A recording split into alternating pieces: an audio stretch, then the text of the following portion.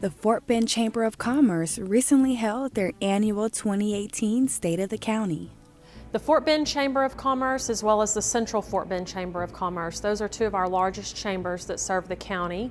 And our mission, if you will, is to promote business, to promote a pro-business and economic development climate throughout the county. So we work a lot with individuals who are looking to start a business in the county. We also work a lot with individuals who are looking to grow their business.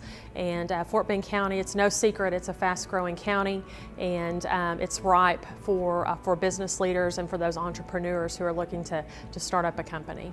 Events like the State of the County address are important because I see a lot of people during the course of a year, but I don't see everybody, and I don't talk about all the issues with everybody that I meet. And this gives me an opportunity once a year to get together and talk to 400 or 500 folks about everything that's on the county's table, where we are and where we think we're going.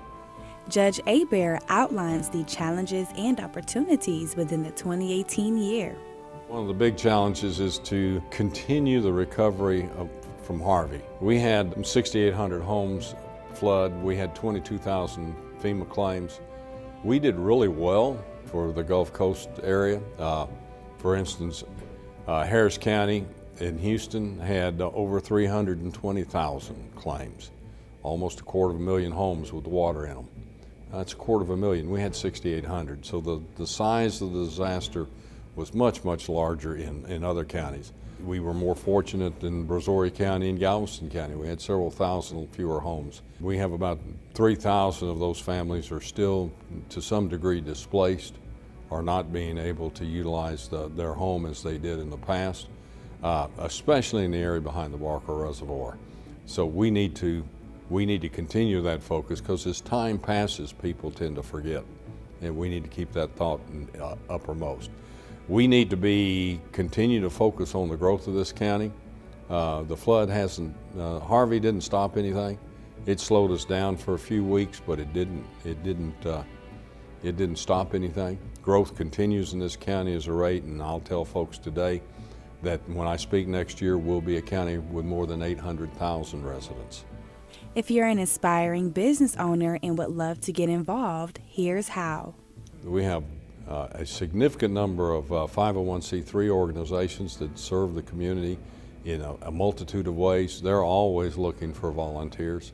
We have Fort Bend Volunteers, which is run by the Fort Bend Chamber at the request of the county.